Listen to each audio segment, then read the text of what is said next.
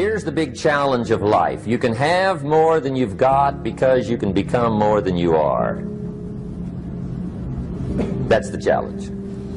And of course the other side of the coin reads, unless you change how you are, you'll always have what you got.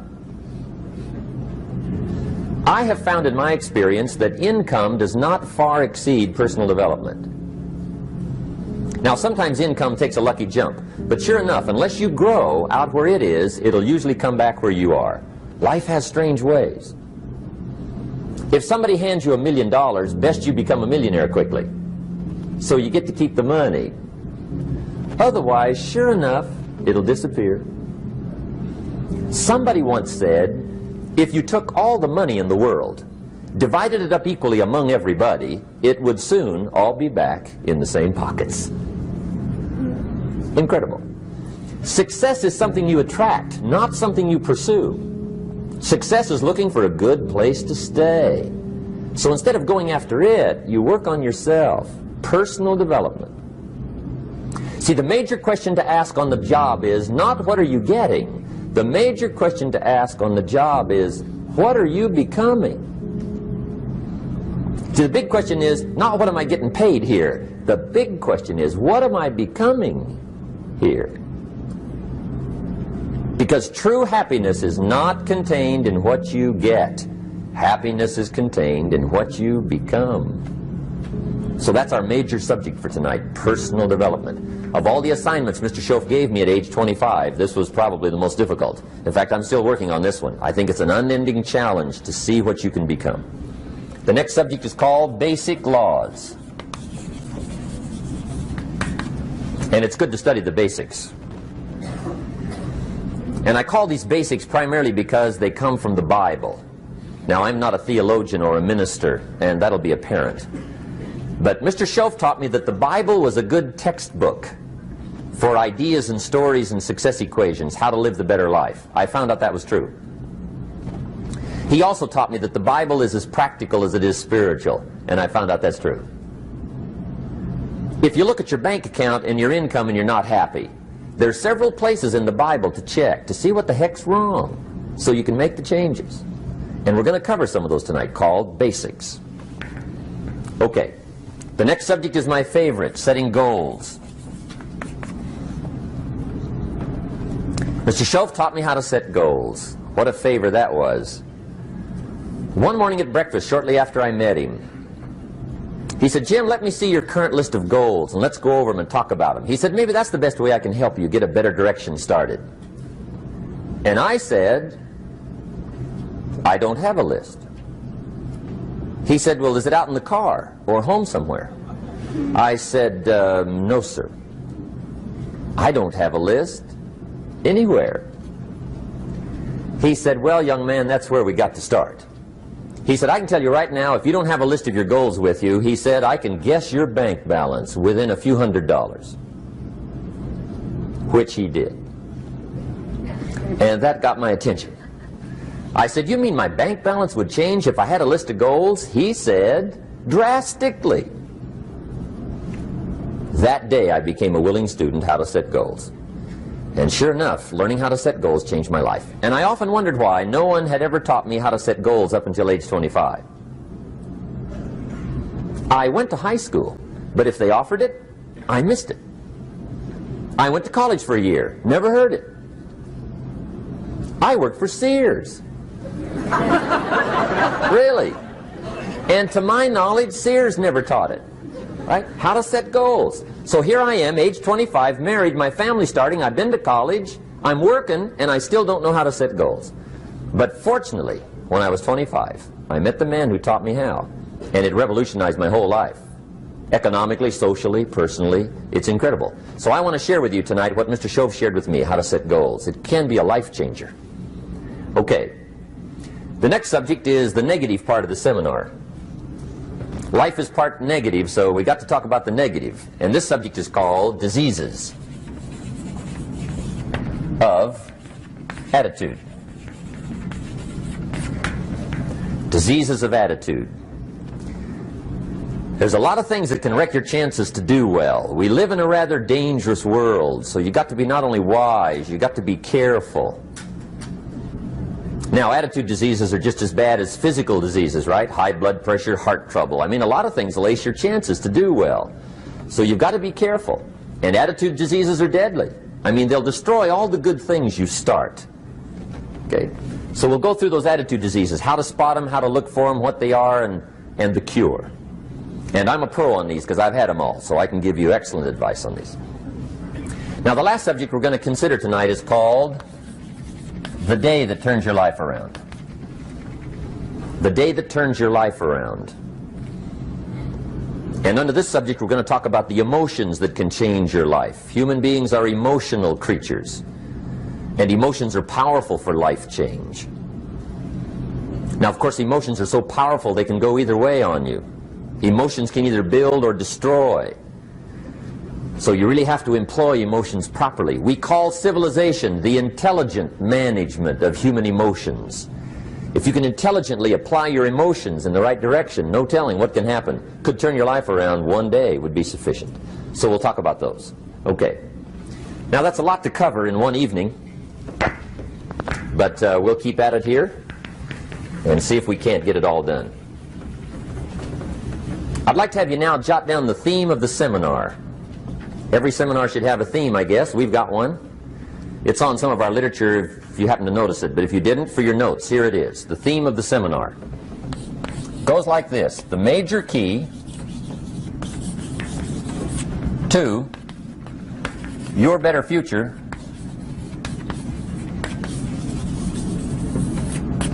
is you.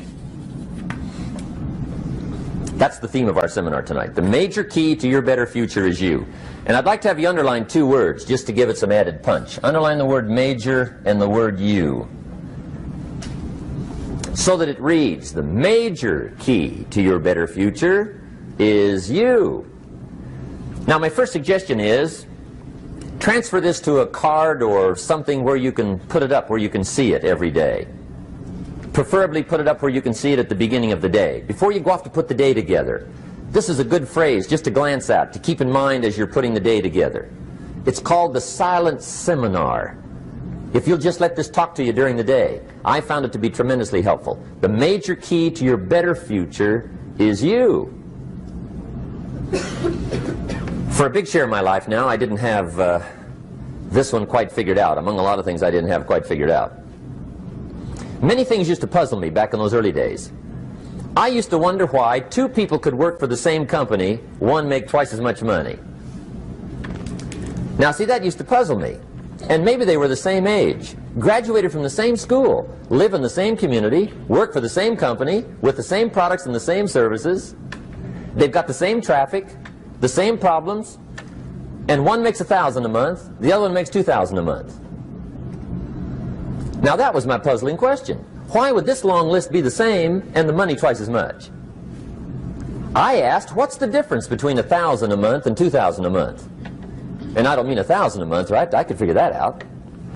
But what makes the difference? Why would one person do twice as well, 3 times as well? Speaking economically. Now, I know there's more than one way to do well. I understand that. But in this little narrow area called compensation, what's the difference?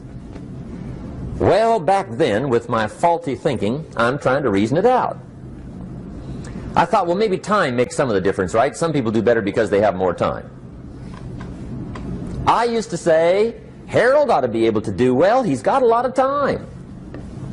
If I had all of Harold's time, I could do well. Now, that's got to be dumb, right? Number one, you can't get somebody else's time. A guy says to me one time, he says, you know, if I had some extra time, I could make some extra money. I said, then forget it. There isn't any extra time. Hey, when the clock strikes 12 midnight, that about wraps it up, right? I mean, you can look around the gongs there for a little more, but it's over. You say to the guy, what are you doing? He says, I'm looking for extra time. See, they'll come and take you away, right? There isn't any more time. Now, if you can't get more time, which you can't, what could you get more of that would make a difference in economic results? And here's the key word. Make it a part of your notes. We're going to consider it tonight. The word is value. And I have a little phrase for your notes. Value makes the difference in results. Value makes the difference. You can't get more time, but you can create more value. Now here's the first lesson of economics. Everybody should learn it from the time they're old enough to understand what a dollar means, how to earn one, how to get one, how to keep one, what to do with it. First lesson of economics. We primarily get paid for value. That's lesson one. Bringing value to the marketplace, that's how you get paid. You don't get paid for the time. I know it takes time to bring value to the marketplace, but you get paid for the value, not the time.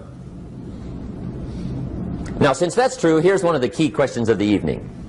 Is it possible to become twice as valuable at the marketplace and make twice as much money in the same time? Could you become 3 times as valuable? Make 3 times as much money in the same time? Is that possible? The answer is yes, if. And it's always if, right? Life is known as the big if. Harry Truman once said, life is iffy. How true. And here's the big if we're going to consider it tonight. It's possible to do much better at the marketplace if you go to work primarily on yourself. And that's the theme of our seminar tonight. Learning to work primarily on yourself. People have asked me for the last 24 years, how do you develop an above average income? And the answer is, become an above average person. Develop an above average handshake. Some people want to be successful, they don't even work on their handshake. As easy as that would be to start on. They let it slide, they don't understand. Develop an above average smile. Develop an above average excitement. Develop an above average interest in other people.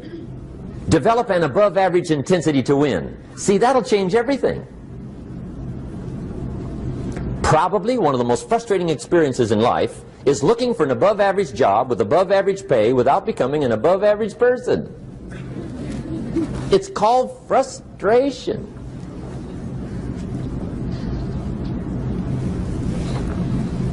And Mr. Schoaf gave me probably the greatest clue he gave me when I first met him.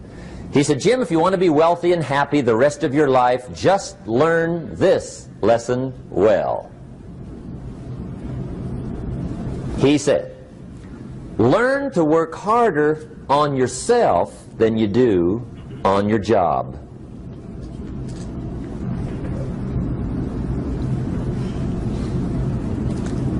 Then Mr. Schoaf gave me probably one of the most important clues among so many things he taught me, but this was in those early days. Mr. Schoaf was very kind, but he was also very abrupt. And he had these interesting questions to ask. I'm giving him a little rundown one day on how things hadn't worked out for me. He said, Mr. Rohn, I've got the answer for you if you will listen carefully. And listen carefully I did that day and for the next 5 years. If somebody's wealthy and happy, you gotta listen. He said, Jim, I've only known you a short time. But he said, it's already my honest opinion that for things to change for you, you've got to change. That wasn't quite the answer I was looking for.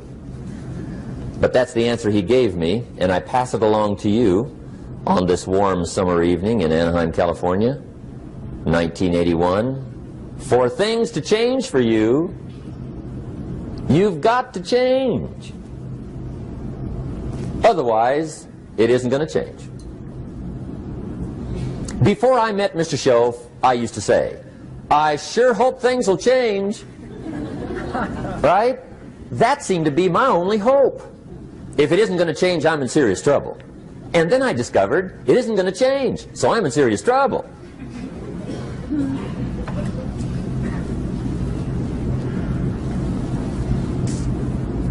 See, I can tell you what the 80s are going to be like. You have dropped into the right place. I did a seminar one time for Standard Oil executives and management in Honolulu. And we're having a conference one day on this big conference table. And one of them said to me, Mr. Rohn, you know some fairly important people halfway around the world. What do you think the 80s are going to be like? I said, gentlemen, I do know the right people. I can tell you. So they all listened very carefully. And I said, gentlemen, based on my wide experience, I can really honestly say to you, in my opinion, in the 80s, it's going to be about like it's always been. Aren't you glad you came? That's inside. I don't pass that around just everywhere.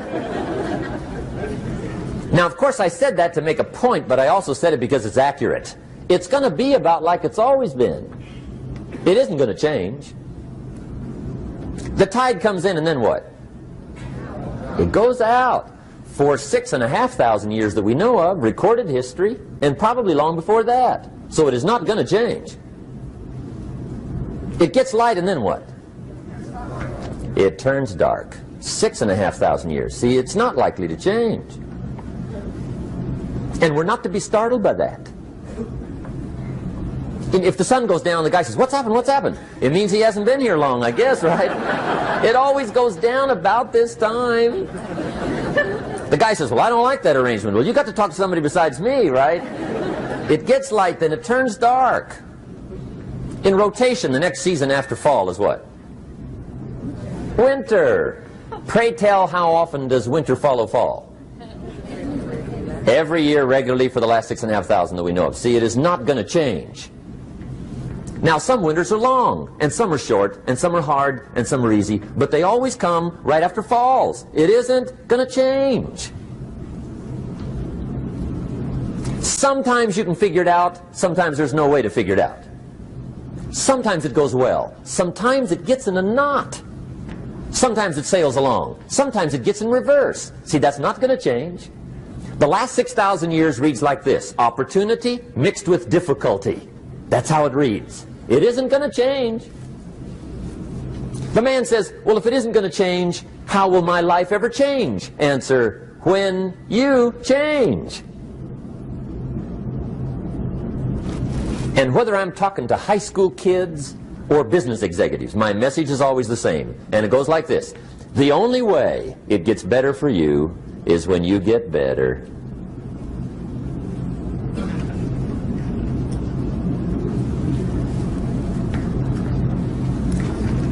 Let me give you the 4 major lessons in life to learn. Here's 4 majors. It's good to study the majors. In our weekend seminar we teach, some people don't do well because they major in minor things. You've got to be on the lookout. At the end of every week, end of every month, you've got to check, make sure you're not spending major time on minor things. We go through that whole series. Majors and minors. Now, let me give you 2 phrases before we get to the 4 majors. This will set it up and you'll see where I'm going. 2 key phrases for your notes. Here's the first one. Life and business is like the changing seasons. That's the first phrase. Life and business is like the changing seasons. One of the best ways to describe life, it's like the seasons. Frank Sinatra sings, life is like the seasons. Now here's the second phrase. Very important. You cannot change the seasons, but you can change yourself. You can't change the seasons, but you can change yourself. And see, that's how life gets better for you, not by chance, but by change. Now, here's the 4 major lessons in life to learn. I've got my first book finished, came out a couple of weeks ago. This is in it, the 4 major lessons in life to learn. Here they are. Number 1, learn how to handle the winters. That's lesson 1. They come right after falls, with regularity. Some are long, and some are short, and some are hard, and some are easy, but they keep coming. You must learn to handle the nights. They come right after days. You must learn to handle difficulty. It comes right after opportunity. You must learn to handle recessions. They always follow progressions. For the last 6,000. See, it isn't going to change. The lesson you must learn is how to handle it. And there's all kinds of winters, right? The winter when you can't figure it out. The winter when it all goes smash. The winter when it turns belly up. The winter when it won't work, when you've run out of money and you've got a broken heart. See, those are winter times. There's all kinds. Economic winters, social winters, personal winters. When your heart is smashed in 1,000 pieces and the nights are unusually long, your prayers seem to go no higher than your head. It's wintertime. Barbra Streisand sings, "It used to be so natural to talk about forever, but used to be's don't count anymore. They just lay on the floor till we sweep them away. You don't sing me love songs, and you don't say you need me, and you don't bring me flowers anymore." A song of winter. But see, the disappointments come. Those are normal. That's part of life. But the question is, how do you handle it? How do you handle the coming winters and the disappointments and the down times? Well, you can't get rid of January by tearing it off the calendar. But here's what you can do. You can get stronger, you can get wiser, and you can get better. The winters won't change, but you can. And that's how life changes for you. See, before I understood, when it was winter, I used to wish it was summer. I didn't understand. When it was hard, I used to wish it was easy. I didn't know.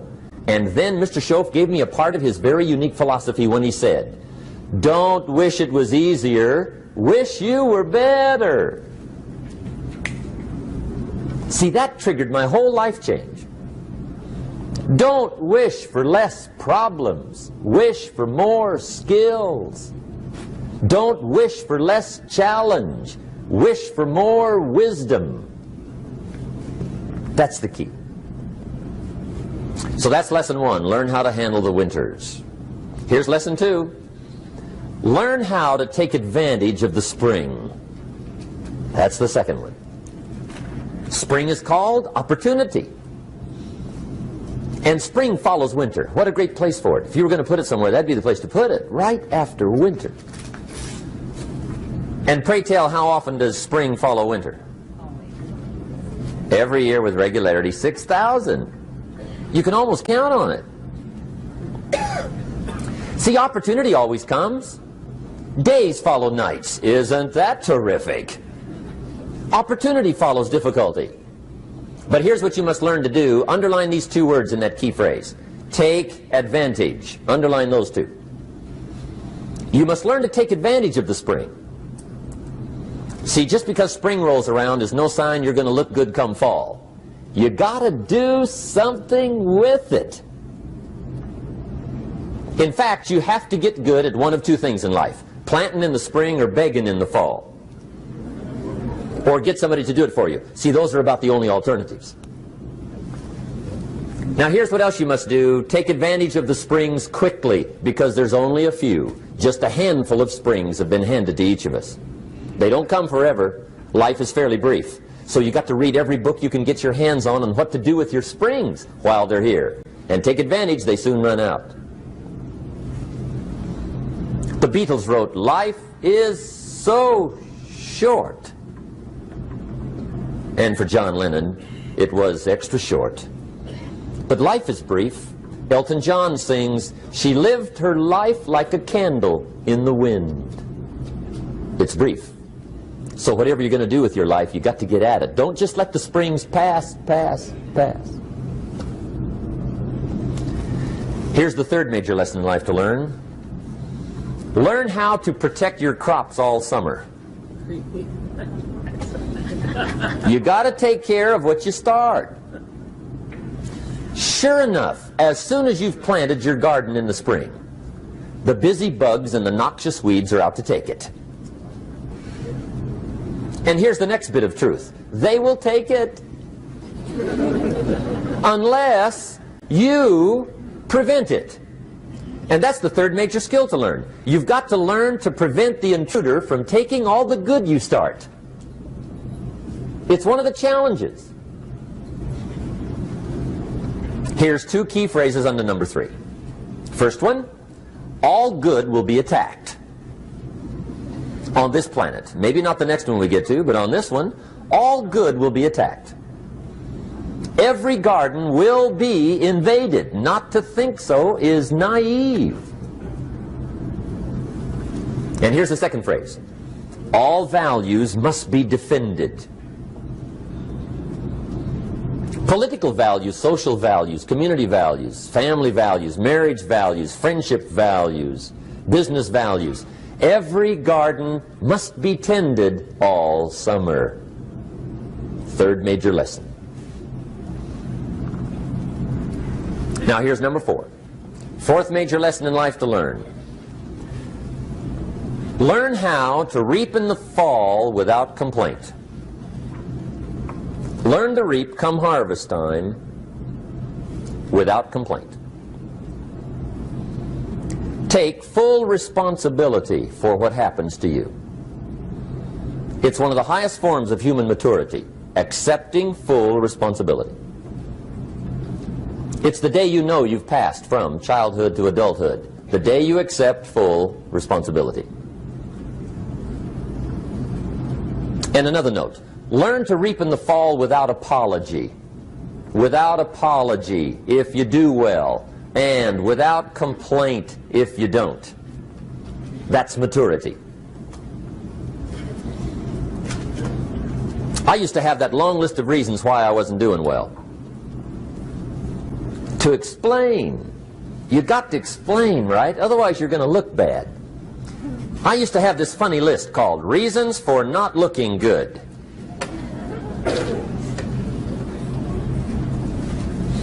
I used to blame the government. I mean, you can believe that or not. It was at the top of my list. I had a lecture second to none. The government. That was on my list. I used to blame taxes. Look what you got left after they take everything. And they expect you to do well. That was on my list there. Prices, that one's easy, right? You walk into the supermarket with $20, come out with a little half bag. So I had that on my list. I used to blame the weather. I blamed the traffic. I used to blame my car. I blamed the manufacturers. I used to blame the company. I blamed company policy. I used to blame the training program. I blame my negative relatives. They were always putting me down. I blame my cynical neighbors. They're just selfish, looking out for themselves. Won't loan you money? They were on my list.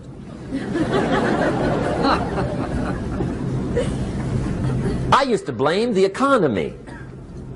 I blamed the community. That's a pretty good list for not doing well, isn't it? I thought it was good. I'll never forget one day, Mr. Schoaf was very kind, but he was also very blunt, and this was no exception. And I'm glad he was blunt. There's a lot of things I'd have missed if he hadn't have been blunt. One day, with sort of a curious look on his face, he said, "Jim, just out of curiosity, tell me, how come you haven't done well up until now?" Excellent question. I thought, well, so I won't look too bad, I'll go through my list. And this list I just gave you, I put that on him. And he was very patient. He let me go through the whole thing, the government, the weather. I went through this whole thing. When I finished, he looked my list over very carefully. He said, "Mr. Rohn, big problem with your list. You ain't on it." How brilliant.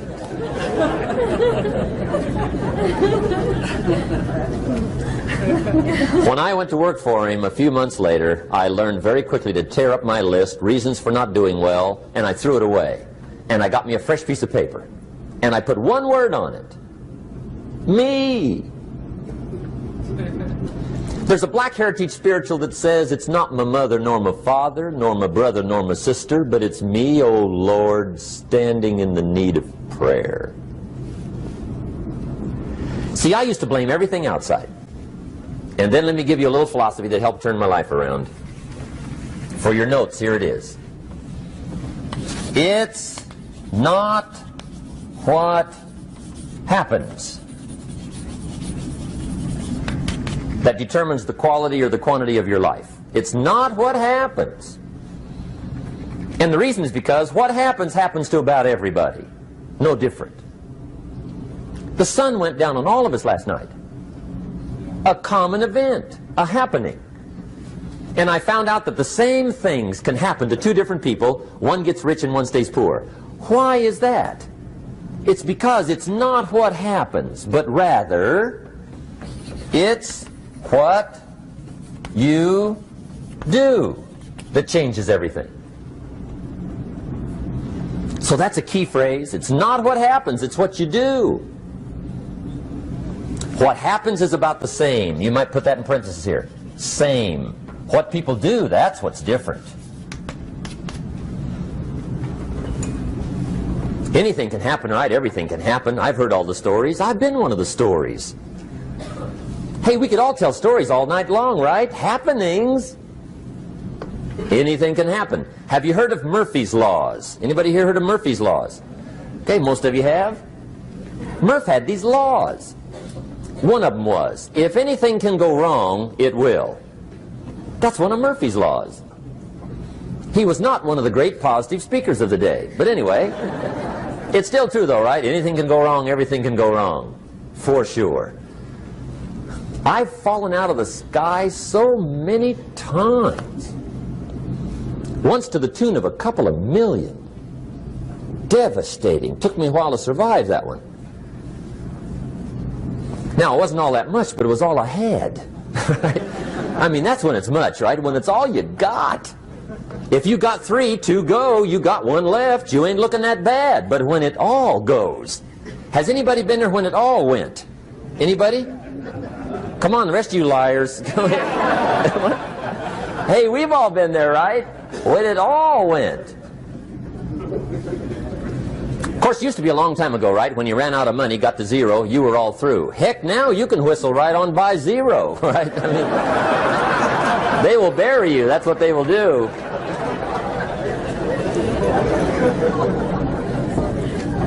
But see, those are the happenings, right? Everything can happen. Anything can happen. But it's not the happenings. It's what you do about it. Somebody says, yeah, but you don't understand the disappointments I've had. Come on. Everybody's had their share. Disappointments are not special gifts reserved for the poor.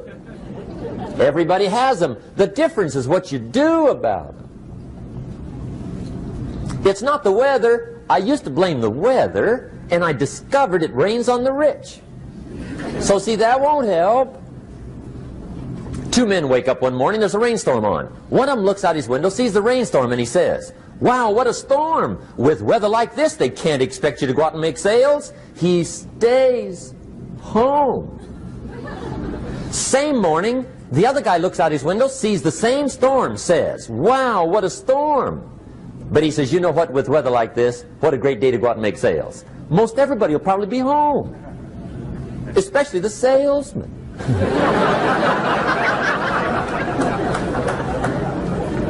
See, that's the difference in how your life works out. It's not what happens, it's what you do. So here's one of the key questions of the evening. Starting tomorrow, what are you going to do that'll make a change in your life's direction? Good question. What are you going to do starting tomorrow that'll make a difference? Now see, if you don't do something starting tomorrow that'll make a difference, guess what? It's gonna be the same. And see, that way you can guess what the next 5 years are going to be like. Look at the last 5. Because the next 5 are going to be like the last 5 unless you, major key, tomorrow, change it all. Or change a little, or change something, or don't change. It's choice time. You can do whatever you want. But it's nice to know any day you wish you can change your whole life.